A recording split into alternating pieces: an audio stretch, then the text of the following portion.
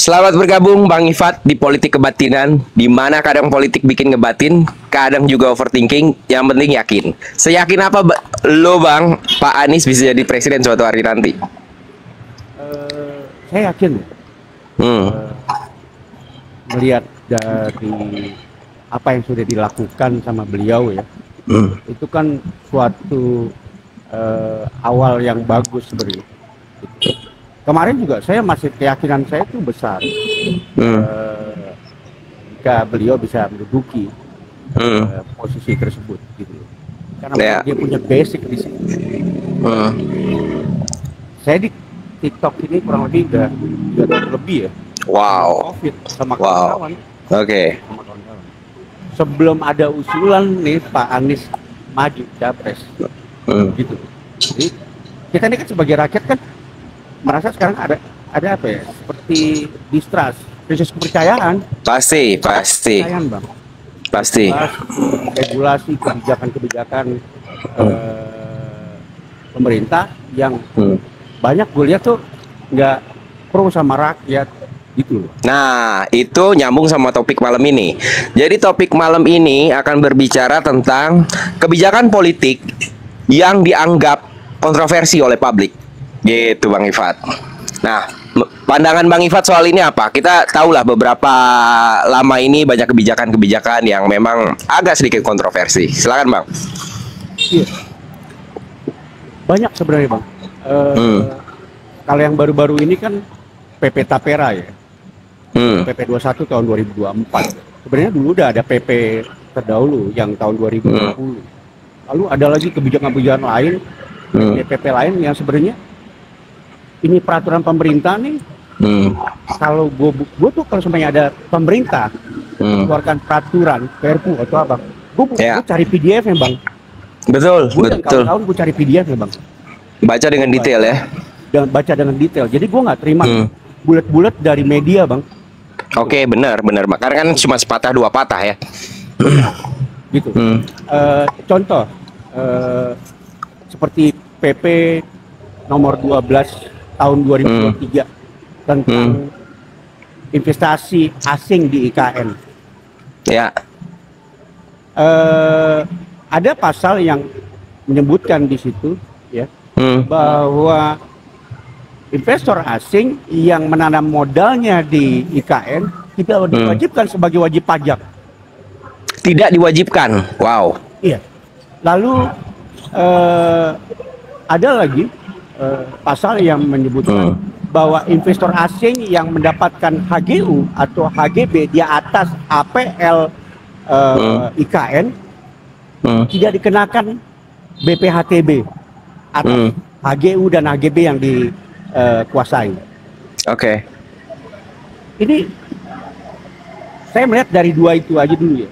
Dan sebenarnya banyak, ada tentang kebijakan tenaga. Iya, nanti kita ngalor ngidul nanti. Iya. Saya melihat kok ini berbeda sama alasan yang dikeluarkan oleh pemimpin negeri ini. Kalau abang buka di situs Setkap, ya, salah satu alasan Jokowi membangun IKN adalah melakukan pemerataan ekonomi, pembangunan, kesejahteraan masyarakat setempat. Tapi apa kebijakannya? Pertama yang tadi saya katakan, kebijakan di PP nomor 12 tahun 2023 yang ditandatangani Maret. Lalu ada kebijakan-kebijakan kepala otorita IKN yang melarang warung Tegal dilarang beroperasi di situ.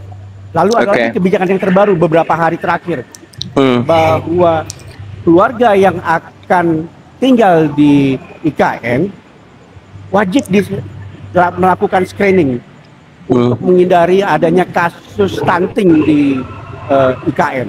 Artinya apa? Hanya orang-orang menengah ke atas perekonomian yang boleh tinggal di sana. Udah pasti. Kemarin gue juga dengar sempat di salah satu komal Bang, ada warga Kalimantan yang berbicara tentang sertifikat hak milik yang sudah mulai didegradasi. Benar nggak itu Bang? Yang setahu lo? Jadi gini Bang, saat di undang-undang Omnibus Law, undang-undang sapu jagat nih Bang, ya, di undang-undang agrarianya, ya, itu diatur bahwa lahan yang tidak dikelola selama 20 tahun, ya, itu bisa diambil oleh negara. Oke. Hak milik, walaupun hak milik. Ini kan wow banget. Hak milik aja diperlakukan seperti itu, apalagi tanah adat milik wilayah. Wah, itu yang paling krusial tuh.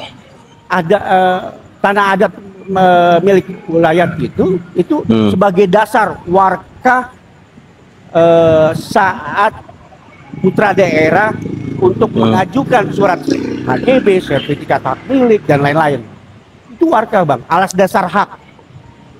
Iya.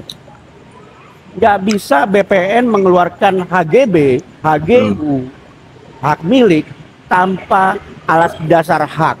Apa tuh? Girik, tanah, penyerahan tanah wilayah dari masa adat setempat dan lain-lain. Tapi enggak, setelah undang-undang Omnibus Law disahkan Bang. Bang, kalau bahasa gua nih, Anabel ya, analisa gembel. Lo ngelihat IKN ke depannya dengan semua yang udah lu baca dan yang lu tahu, grand design-nya seperti apa, Bang? Kalau gua sih melihat ya, ini kita asumsi liar aja nih, ya kan? Asumsi liar ya. Ini area yang wilayah yang memang nggak diperuntukkan untuk WNI Indonesia, WNI. Mulai menarik nih, nih. Di PP nomor 12 tahun 2023 bahwa investor asing boleh mendatangkan tenaga asing, ya, dan tenaga kerja asing boleh bekerja selama 10 tahun dan bisa diperpanjang. Sementara coba bisa diperpanjang. Ya. Kalau Abang buka undang-undang Perpu Cipta Kerja terkait program outsourcing. Betul. Ya. Kita nih, gue nih merasa nih sebagai rakyat, kita nih udah nggak sebagai tuan rumah di negeri sendiri. Exactly, betul. Gitu. Kira-kira nih Bang, kan kita tahu lah hal ini kemarin di Pilpres sempat menjadi pro dan kontra bahkan bagi rakyat Kalimantan sendiri. Lo ngelihatnya idealnya yang bisa dilakukan oleh warga-warga di Kalimantan seperti apa sih, penolakannya secara konstitusional atau bagaimana?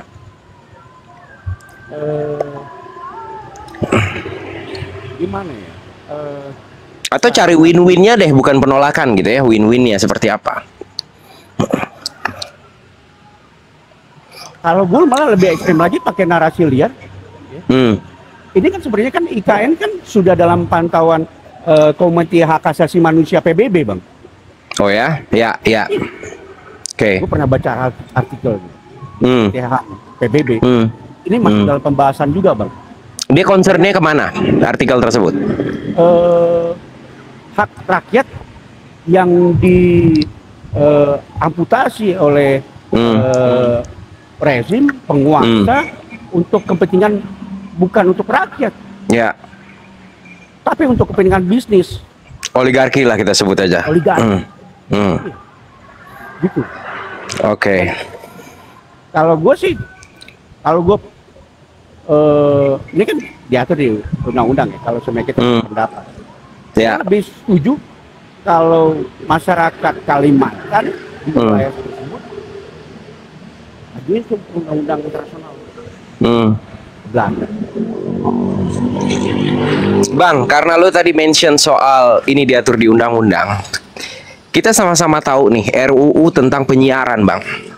Pendapat lo tentang ini bagaimana? Karena ini sangat meresahkan.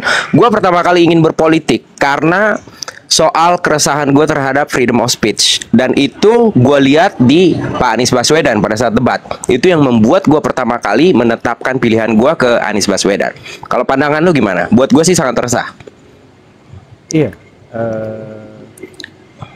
Sebenarnya sebelum undang-undang itu disahin, ada beberapa kebijakan Kementerian Kominfo ya, terkait penggunaan STB untuk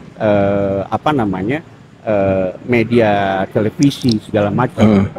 Melihatnya sebagai cara strategi untuk melakukan pemberedelan berita, di mana akhirnya rakyat nih, bangsa ini tidak bisa mendapatkan berita secara utuh, Bang, dan yang organik. Iya, paling gampang melakukan penyebaran hoax ke depan saat undang-undang ini diterapkan, Bang. Ya, media dikontrol satu badan. Iya. Ini mohon maaf, Pak. Salah satu, gue sempat profiling, gue sempat tracking gitu. Kenapa sih orang-orang pedalaman, orang-orang pelosok nih banyak loh yang memfitnah tokoh-tokoh yang gue lihat tuh bagus rekam jejaknya, Ya, jadi tanda tanya nih kita. Bagus rekam jejak, tapi kenapa mereka bisa kemakan hoax itu? Padahal kayak platform media TikTok ini kan nyampe ke pedalaman-pedalaman, Bang. Banget. Begitu. Makanya gue selalu menekankan, Bang, musuh bersama kita adalah buzzer. Iya. Bukan yang lain. Apalagi ya walaupun udah banyak yang speak up ya dan masih dalam tahap RUU, tapi kalau kita nggak gembar-gemborkan hal ini akan dianggap dinormalisasikan kan. Betul. Lalu kalau terkait tadi Bang IKN, gue sih agak sedikit suzon ya. Suzonnya gini, tapera yang hari ini begini begitu yang kita sama-sama tahu seperti apa, itu kan ada duit besar yang bisa diputerin, Bang. Yang sementara kita tahu IKN itu tersebut investornya entah di mana. Pandangan lu gimana soal itu? Keterkaitan dana ini. Kalau gue sih agak suzon soal itu, karena nggak make sense. Ada di pasal 5 ya, bahwa peserta tapera bukan hanya warga negara Indonesia saja, tapi warga negara asing yang memiliki visa kerja di Indonesia. Oke. Dan apa urusannya dia beli rumah di sini? Padahal ya kan secara perizinan. Iya.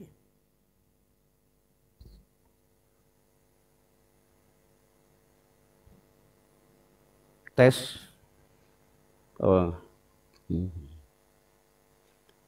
Sambil kawan-kawan sambil nunggu Bang Black ya.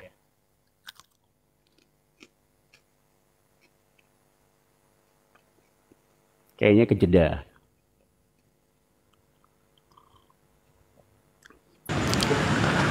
Oke, coba gua naikin lagi ya.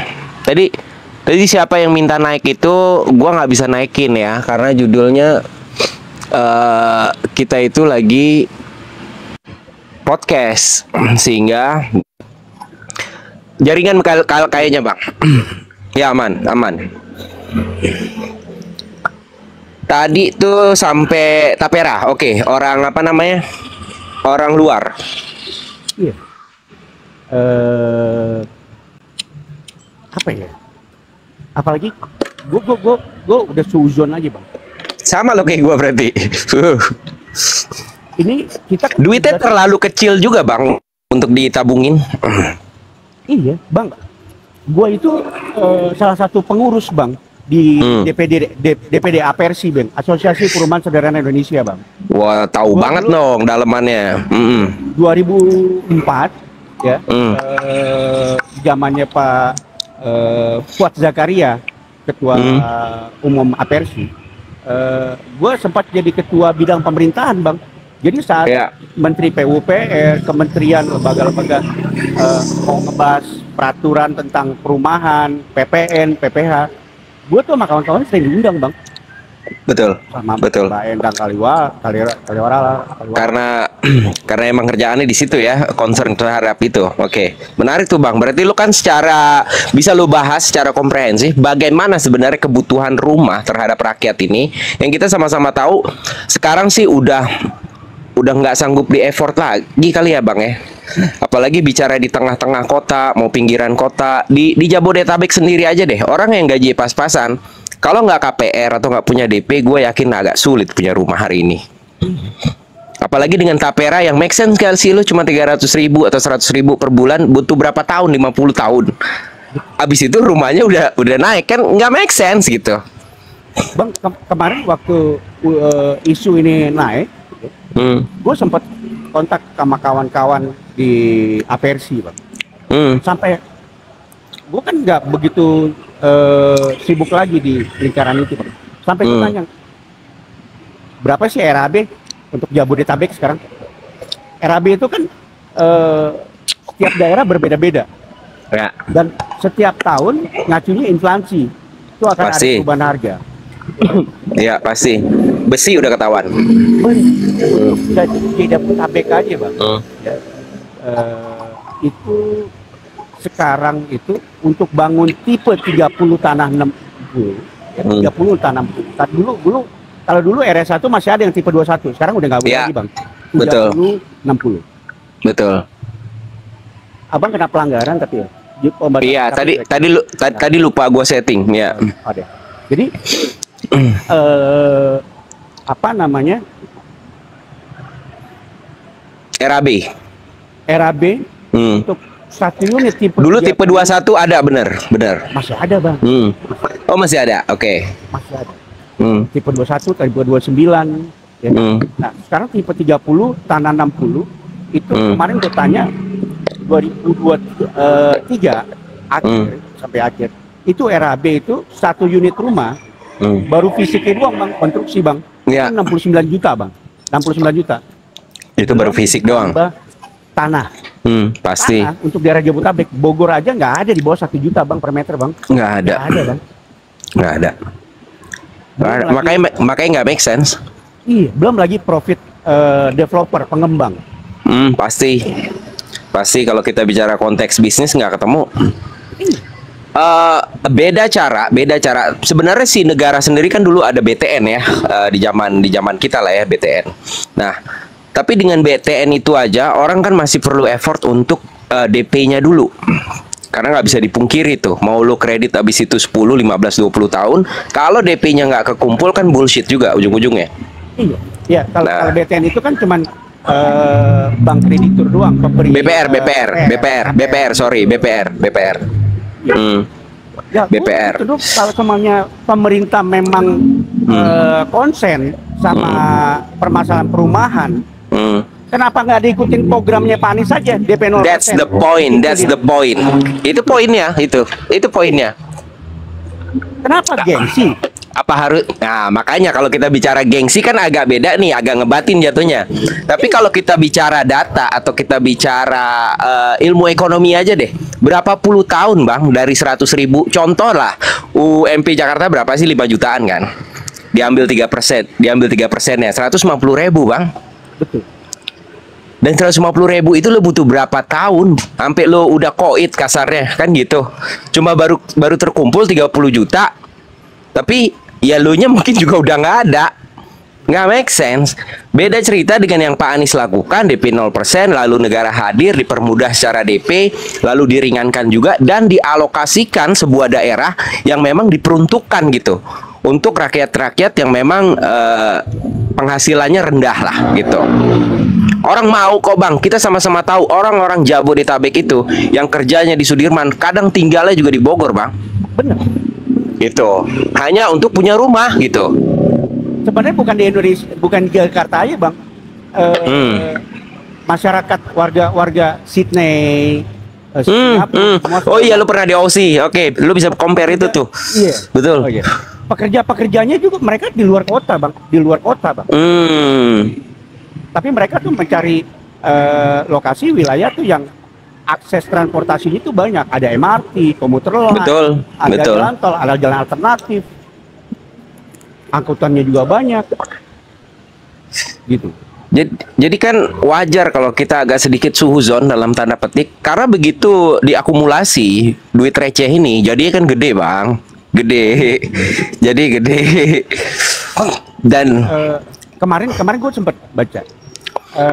Kita biasanya kan oke lah, UMR tertinggi tambah UMR terendah bagi dua, cara cari cara rata, average ya, oke.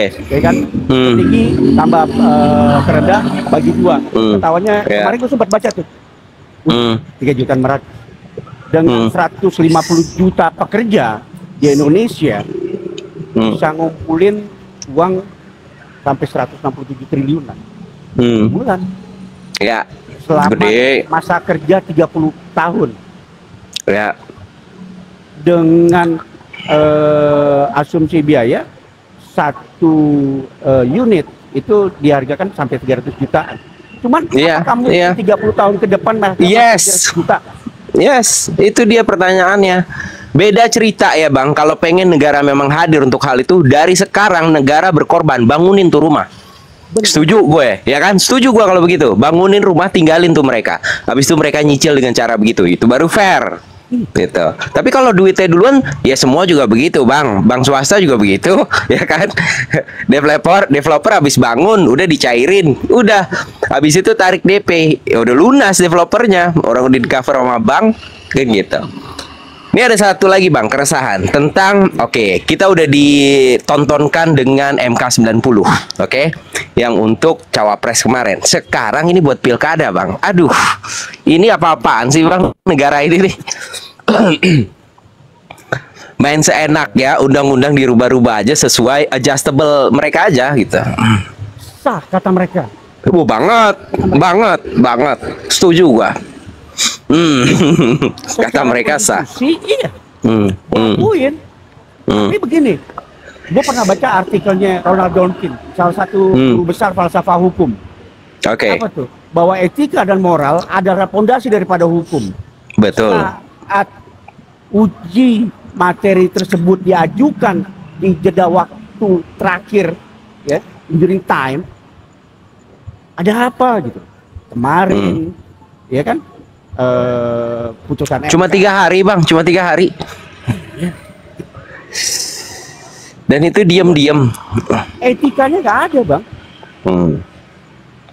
Kalau kita bicara di ranah itu, nggak bisa kita lepaskan dari perwakilan kita di DPR, ya kan? Nah, idealnya Bang, hal-hal begitu kan disosialisasikan. Oke. Seperti apa sih sebenarnya sejauh yang lo tahu lah ya, dari tingkat kabupaten sampai turun ke RT RW deh, untuk mensosialisasikan satu buah program atau kebijakan politik untuk publik nih bicaranya. Iya.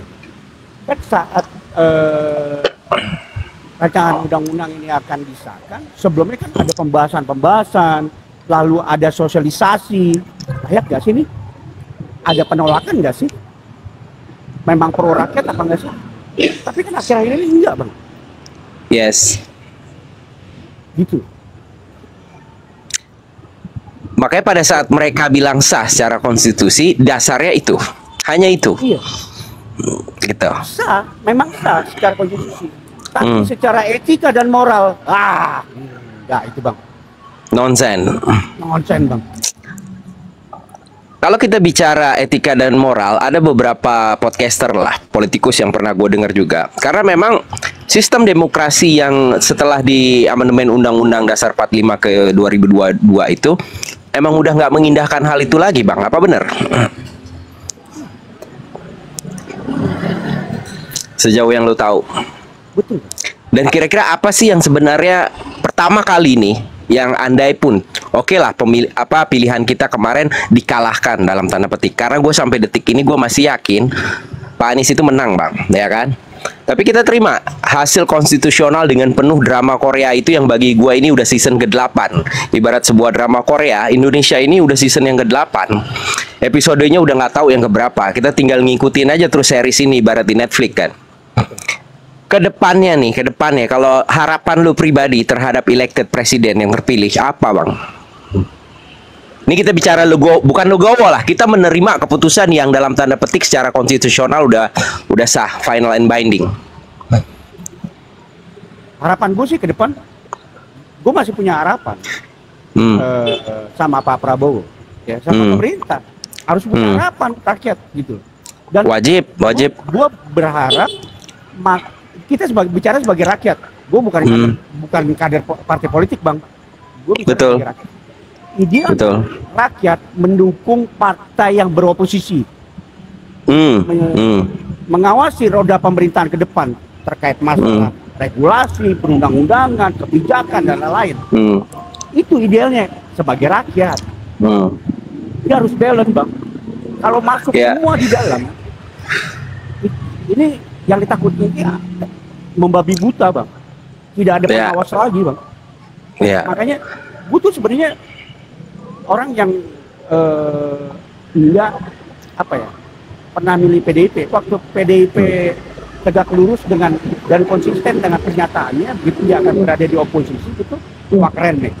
Minimal lo bisa apa namanya, melakukan recovery buat 2029 nanti. Ya, menjadi penyeimbang. Jadi penyeimbang gitu. Dan ini kan PKS kan salah satu PKS suaranya tahun ini bagus ya, ada peningkatan penambahan kursi, itu sebagai bentuk konsistennya mereka loh. Betul, betul, betul, betul. Nah, kalau kita bicara oposisi lalu yang masuk ke dalam sebagai kabinet, kan ada juga narasi yang seperti ini, Bang. Kita kan presidensial, bukan parlementer, sehingga nggak ada tuh diksi-diksi oposisi itu. Menurut lo gimana? Ya tetap aja kan parlemen mempunyai hak untuk melakukan regulasi, pengawasan dan lain-lain, Bang. Iya, tupoksinya itu persis. Tapi saat kemarin kan sempat ada kawan-kawan yang mengatakan udah Pak Anies sebagai jangan masuk di oposisi, jangan masuk di koalisi, keluar aja sebagai pengkritik. Wah, nggak bisa, nggak usah nyalon gubernur, nggak bisa, nggak bisa. Seorang kritikus itu nggak bakal didengar pemerintah, nggak bakal didengar pemerintah. Lo cuap aja itu. Sampai ada kemarin salah satu kader partai politik yang mengatakan menyerang nih salah satu kritikus, ya. Emang bisa hidup jualan podcast? Kan sadis tuh, Bang. Banget, banget. Emang bisa hidup. Sampai gue typing di bawahnya, Bang. Ini nggak apa-apa lah jualan podcast daripada dia jadi pelacur politik. Yes. Gitu. Berarti lu salah satu orang yang mendukung Pak Anies ini maju di pilkada ke depan. Insya Allah, Bang. Insya Allah. Alasan kuatnya apa, Bang? Begini. Hmm. Saat konteks dari arti perubahan tersebut yang di dalamnya itu ada kesetaraan, kesejahteraan, pendidikan, perekonomian, pembangunan kesehatan, semua segala macam yang memang pro sama rakyat. Ya. Tidak bisa sentralisasi di pilpres kemarin, ya, pemilu kemarin. Gitu. Minimal saat Pak Anies menjabat sebagai gubernur DKJ, masih ada sebagian masyarakat khususnya warga DKI yang menerima arti dari kata perubahan tersebut. Apa itu? Ada kemarin KJMU yang di udah mulai ditarik, ya. UKT, ya kan? Ya. Warga Kampung Bayam. Aduh, sedih banget itu, Bang. Sedih banget kalau kita merunut ke hal itu. Jadi memang begini, ini kan kita nggak bisa pungkiri nih, teman-teman di 01 ini pun dengan persepsi masing-masing, perspektif masing-masing, ada yang pro dan ada yang kontra. Di satu sisi narasinya begini, ini kan akan mendegradasi Pak Anies dari yang skala nasional menjadi skala ibu kota doang, kan begitu. Nah, tapi di sisi yang lain, kalau kita lihat kebermanfaatannya terhadap masyarakat, mau itu masyarakat DKI atau DKJ yang saat ini akan menikmatinya, amin-amin terpilih. Tapi bagi gua itu juga menjadi sebuah miniatur pencapaian atau pembuktian atas program kemarin perubahan tersebut. Sehingga secara elektoral maupun kalau kita bicara di dunia algoritma traffic yang akan terus di-maintain sama Pak Anies ini bisa optimal sampai kita menunggu 2029 untuk bertarung kembali, insya Allah. Gitu nggak, Bang, kira-kira? Betul. Dia ada kemarin kawan-kawan menyampaikan pendapat begini. Sebenarnya saya sih nggak pernah nyalain mereka. Oh, betul. Mungkin perbedaan saya dengan kawan-kawan lainnya yang dulunya juga di perubahan, relawan perubahan, gitu. Itu saya menganggap mereka tuh sebagai kawan-kawan yang mempunyai rasa kasih sayang yang sangat besar kepada sosok satu ini. Betul. Jadi, betul. Bagaimana cara kita melakukan penyampaian yang pas kepada mereka. Kalau barang ini nggak dirawat, ibarat dilatih, nggak diasah terus menerus, Ya. dia akan tumpul bang. Pasti. Dia akan kemakan dengan zaman. Akan ada sosok-sosok baru yang kita nggak tahu ini dari mana. Tidak ada yang dari independen semua segala macam. Walaupun dia kemarin pernah teriak-teriak segala macam, tapi di luar logika sama saya. Mohon maaf. Belum lagi soal kompetitor ini yang diusung dengan memanipulasi kebijakan lah ya, salah satunya soal umur itu. Mungkin nggak bang, apa yang terjadi di pilpres akan terjadi lagi di pilkada? Dan bagaimana kita memitigasi hal tersebut sebagai relawan nih, sudut pandang relawan? Kalau saya melihat ya, saya baca riwayatnya. Jakarta itu masyarakatnya itu nggak apatis, Oke. lalu cerdas. Oke. Dan ingin tahu sekitarnya gitu, keadaan sekitarnya gitu. Berbeda saudara-saudara kita yang di dalam pelosok. Ke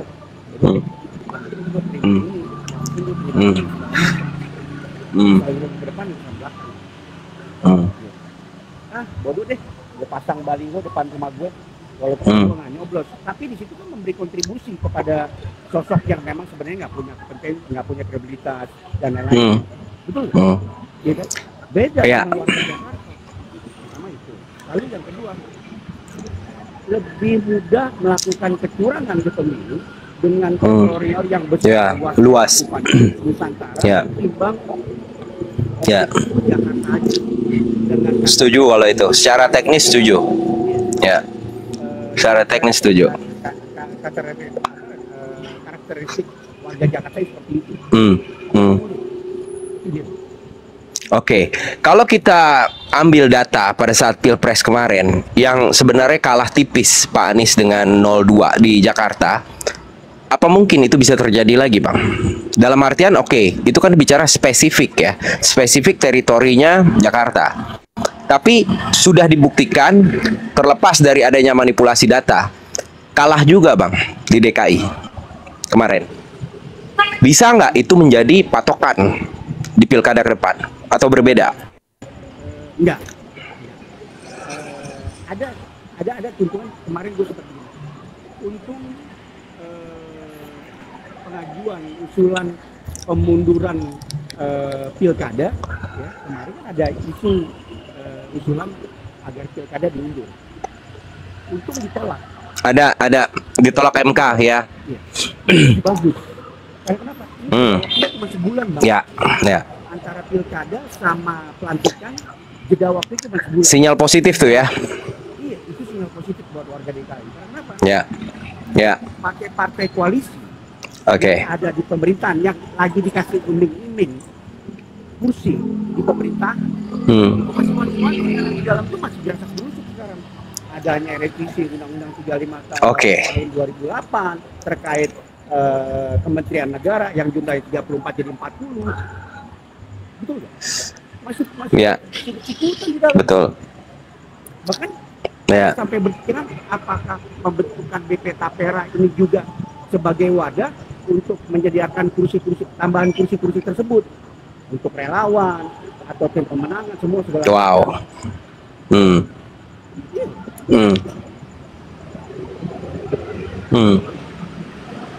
Bang, dengan adanya pembentukan Dewan Kota di Jakarta, kira-kira itu akan membantu nggak ke depannya untuk bisa menyuarakan atau mensosialisasikan kebijakan-kebijakan yang tidak pro rakyat?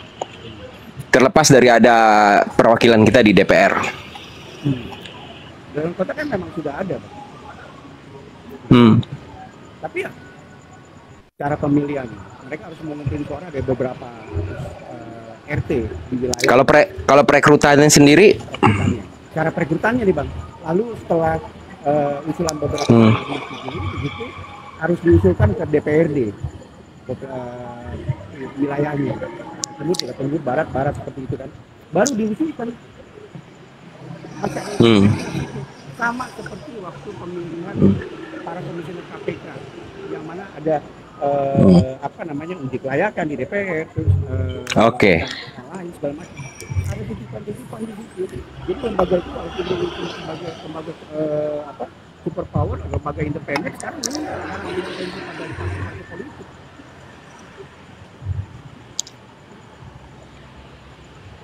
Kembali kepada rakyat.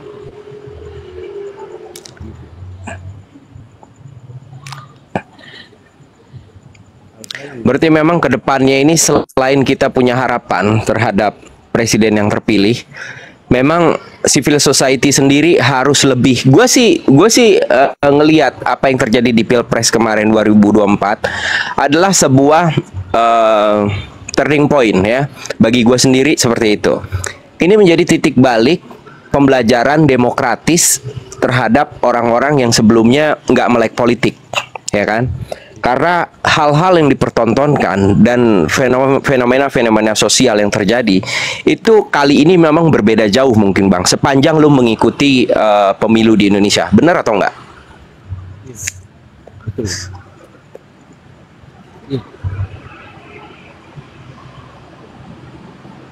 Atau lo ngeliatnya gimana? Sehingga kedepannya ya civil society ini yang di akar rumput sedikit punya ilmu politik yang baru lah ketimbang sebelum-sebelumnya.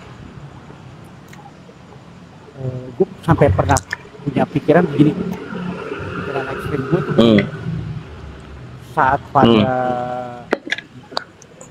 civil society atau rakyat berada di titik jenuh gitu ya terhadap anggota legislatif, suatu saat apakah mungkin nggak ada lagi yang mau, karena krisis kepercayaan, distrust, ya pasti rakyat mau memilih anggota dewan ke depan, mungkin nggak ya? Kalau itu terjadi gimana ya? Kacau nggak? Kalau gua nggak yakin selama masih ada kepala-kepala yang bisa dibeli dengan money politik. Iya. Karena itu yang terjadi.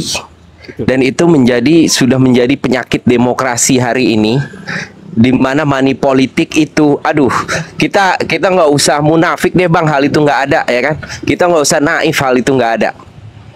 Mungkin ada satu dua yang caleg mulus banget tanpa ada iming-iming apapun, kehendak Allah aja dia terpilih tanpa harus mengeluarkan seperak pun. Tapi itu satu dari sejuta orang mungkin kan begitu. Tapi sisanya keluhan-keluhan, apalagi yang sampai kita lihat fenomena abis nyalek gagal terus masuk rumah sakit jiwa kan banyak Bang. Banyak. Jangan kan sekarang Pak, gue 2009 gue pernah nyalek dari P3 Pak. Waktu itu gue diminta sama PJ Gubernur Riau, Pak Wan Abu Bakar, P3 beliau Korwil Sumatera, buat Korwil Sumatera. Dia minta gue untuk menyalurkan diri. Padahal gue warga Jakarta, cuman memang orang tua gue asli sana, kampung saya. Ya. Apa ya? Gue pindah lokasi, iya. agak sedikit gerimis.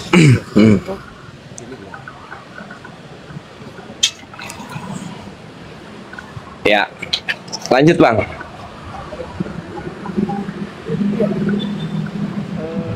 Banyak kawan-kawan yang maju dari kota dan lain-lain.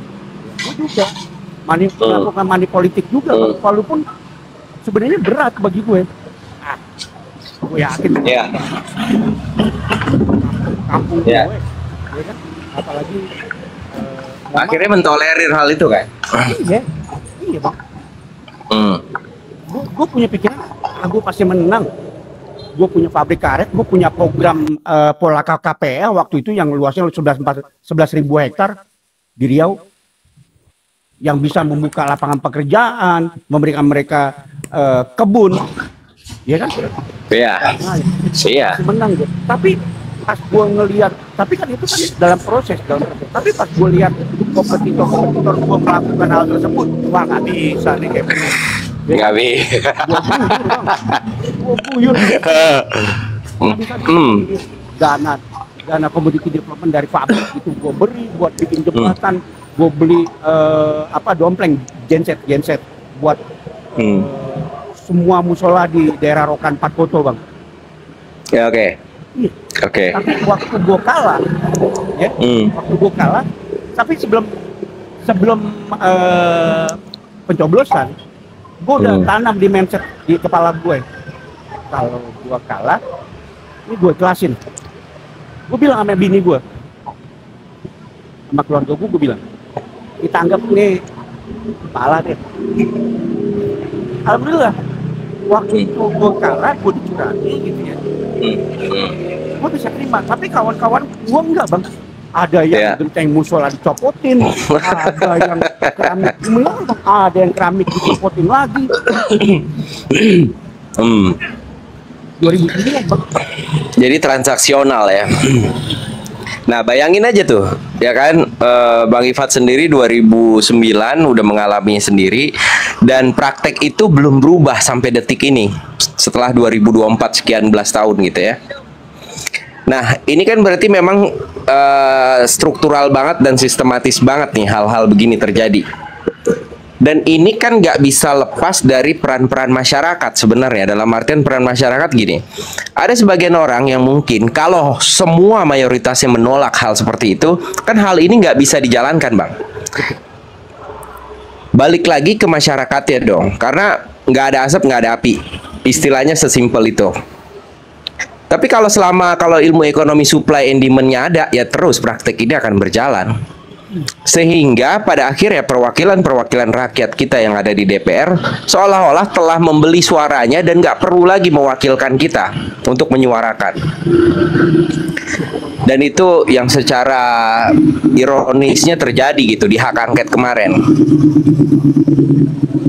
Kita cuma minta hak angket itu digulir supaya kita bisa dipertunjukkan permainannya seperti apa. Terlepas menang atau kalah itu urusan biasa deh.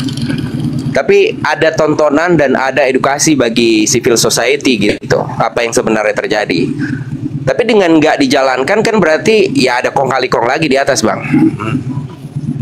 Lo ngelihat partai politik sendiri gimana sih bang?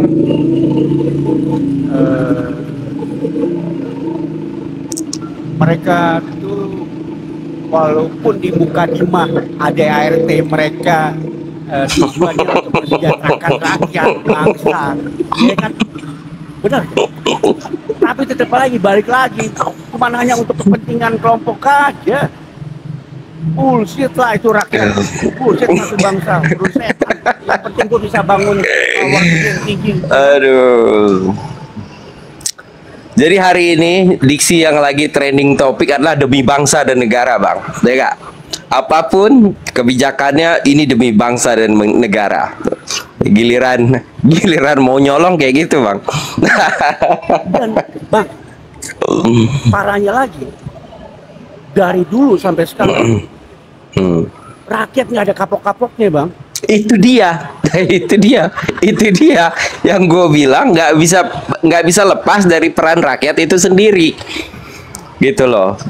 Nah ini di TikTok sendiri deh kita lihat dari orang-orang yang menyuarakan. Mungkin Bang Ifat udah lama lah ngikutin Komal TikTok politik. Kalau gue baru kemarin pada saat kampanye doang, gue baru tahu bahwa Komal itu ada politiknya gitu ya. Ini sendiri kan sudah terlihat bang, dari sekian ribu mungkin orang yang menyuarakan sekarang tinggal 10 gitu. Sisanya tuh 990-nya lagi kan berarti cuman euforia aja, FOMO aja. Politik per 5 tahunan aja bagi mereka. Setuju nggak lu begitu? Iya. Ada yang mati ya gitu semua segala macam. Iya. Kan akhirnya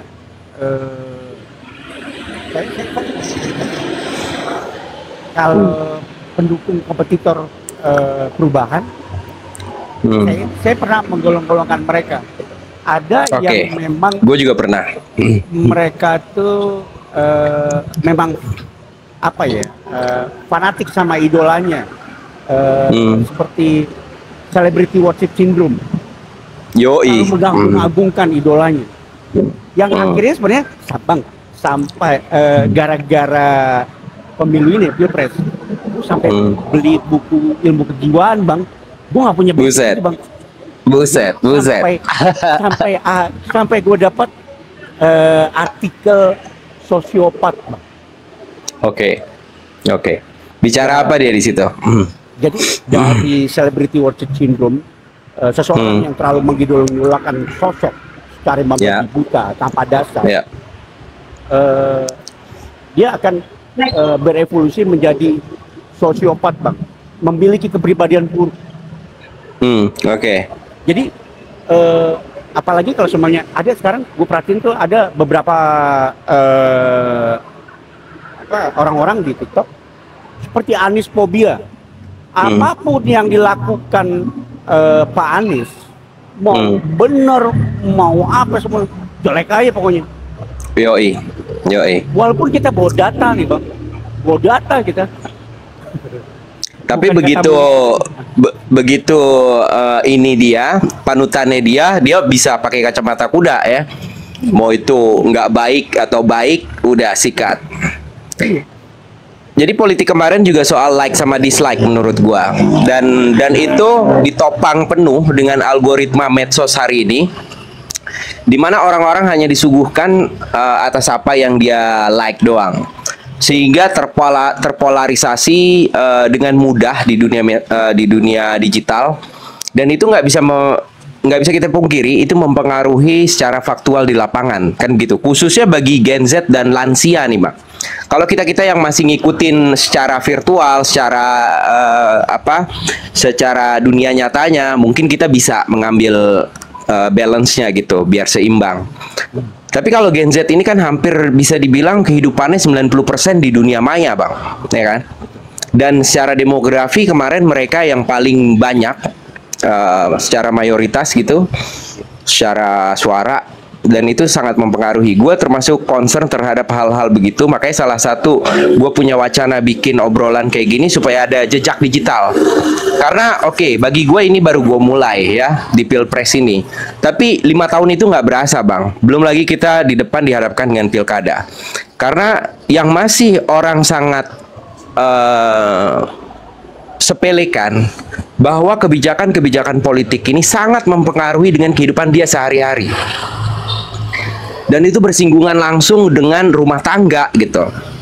Jajan anak, sekolah anak, bensin motor, dan seterusnya deh, tarif listrik, harga pangan. Kalau Bang Ifat sendiri, keresahannya apa sih, Bang? Nih, kita nggak berasa nih, udah hampir sejam. Closing statement lu deh, tanpa terasa. Banyak kebijakan-kebijakan yang sebenarnya nggak perlu sama rakyat ya, banyak sekali, bukan hanya 1-2, Bang. Undang-undang Omnibus Law, undang-undang sapu jagat, percaya ada PP, yang PPIKN tadi, terus ada yang akan direalisasi undang-undang HPP, harmonisasi peraturan perpajakan, yang dimana paling selambat-lambatnya 1 Januari 2025 selambat-lambatnya PPN 12%. Lalu ada usulan akan dikenakannya sembako, pajak sembako ya. Padahal sebenarnya pas Petralite dihapus, dampaknya udah pasti tuh ke sembako. Pasti udah banget. Pasti. Seluruh sembako semua. Logistik kan pakai bahan bakar. Bener. Apalagi ditambahin lagi. Sementara ada peraturan insentif terkait masalah electric vehicle yang PPNBM 0% buat barang mewah, 0% buat kendaraan listrik. Gila. Padahal dan kita tahu harga kendaraan listrik itu berapa, kan mahal gitu. Bener. Gue sih harapannya sekarang tuh nggak ada 01, 02, 03, nggak ada. Lo rakyat, gua rakyat, lo sono rakyat, yang di pojokan rakyat semuanya. Nah, lo sekarang merasakan UKT yang naik dari 9 juta sampai 50 juta lebih. Bayangin kalau kita ngacu ikut BKKBN aja deh, ngacu. Satu keluarga 2 anak, 100 juta lebih. Belum biaya sangunya dia, kelengkapan kuliahnya dia, bla bla bla bla, biaya rumah tangganya mereka. Gadi-gadi tuh kalau dia punya rumah. Pasti. Setelah lulus tuh anak dengan biaya yang mahal, ratusan juta, lapangan pekerjaan nggak ada, Bang. Luntang lantung. gila. Ya. Pemerintah lebih cenderung hadir untuk tenaga kerja asing. Poin banget tuh. Ya, gue sih nggak bakal ngebully mereka nanti waktu kebijakan ini Januari, Juni nih, antara besok atau Senin, pasti ada statement dari pemerintah terkait hal tersebut, Petralite dan lain-lain, udah pasti ada, insya Allah. Gue nggak bakal ngebully mereka, cuman biar itu sebagai apa ya, pembelajaran lah. Udahlah pembelajaran akhir lah. Iya, lo Ra. Dan hampir dari mayoritas mereka menyangkal, Bang. Realita yang terjadi hari ini disangkal, padahal dia berdampak langsung terhadap hal itu. Dia lupa yang udah joget-joget itu, lalu bisa disogok dengan bansos yang nggak seberapa itu, yang 3 hari habis. Dan itu mirisnya kadang terjadi di sekeliling kita, di orang-orang yang kita kenal gitu. Alhamdulillahnya kita masih rasional nih, Bang, ya kan? Tapi gua nggak ngerti deh, kalau terus seperti ini cara berpolitik dalam negara kita yang katanya demokrasi ini, mendingan balik ke monarki deh, Bang. Udah jelas. Udah jelas rajanya siapa, kita tinggal manut-manut doang dan kita udah ya udah upeti ya kan, nggak perlu sosokan deh. Rakyat cuma dijadikan komoditas per 5 tahun, habis itu udah selesai ditendang, beres. Dan dana pilpres gue bisa buat bangun apa, iya kan? Ya apa kek pendidikan kek, kesehatan kek, bener, fasilitas umum gitu ya. Jadi memang menyedihkan, miris, bahkan lebih menyedihkan lagi di saat suara-suara para elit yang di atas ini, yang seperti guru besar, lalu orang-orang hukum tata negara yang dianggap angin lalu aja, sehingga mereka udah nggak menjadi sebuah penyeimbang bagi yang katanya negara demokrasi. Semua kebijakan diambil diem-diem, ya kan? Gua tadi baru nonton tuh podcastnya Najwa Shihab, wah enak banget sentilan itu semua ya. Diam-diam kebijakan diambil, nggak perlu berembuk sama rakyat. Ya udah, kalau emang pengen kayak gitu, bikin aja, nggak usah republik deh. Gitu. Pada akhirnya kan kita akan apatis seperti ini ya. Iya. Walaupun nggak boleh, Bang Ifat, ya nggak? Walaupun nggak boleh. Karena gue yakin semua ini ada masanya, dimana hal ini kalau kita mau bicara agak sedikit keimanan, ya ada campur tangan Allah pasti suatu hari. Gitu. Betul. Ini dipertontonkan kebusukan aja gitu ya. Sebenarnya dulu kalau boleh gue tambahin dikit, Bang. Sebelum Pak Anies diusung, pas Pak Anies belum ada usulan nih Pak Anies bakal maju di DKI. 3 tahun lebih nih lalu di TikTok. Gue tuh sama kawan-kawan sampai bikin tim, Bang. Sampai kita nggak digerakin sampai oleh siapapun, keluar dari niat sendiri-sendiri aja, Bang. Kita terkumpul gitu, Bang, sampai bikin grup di Telegram. Saking takutnya kita pernah bikin grup di Telegram, Bang. Iya. Kita tahu di Telegram dulu nggak bakal ini karena punya Rusia kan, benar nggak? Iya, betul. Sampai Pak Anies ini terus akhirnya saya bikin organisasi. Berani waktu itu, lalu saya tinggalin, biarin kawan-kawan.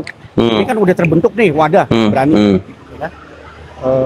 Saya sekjen pertama kali. Oh, Bang Ifat, sekjen pertama berani. Oke. Lalu ada kawan waktu itu anak HMI dari Palembang, gue pikir wah anak muda nih.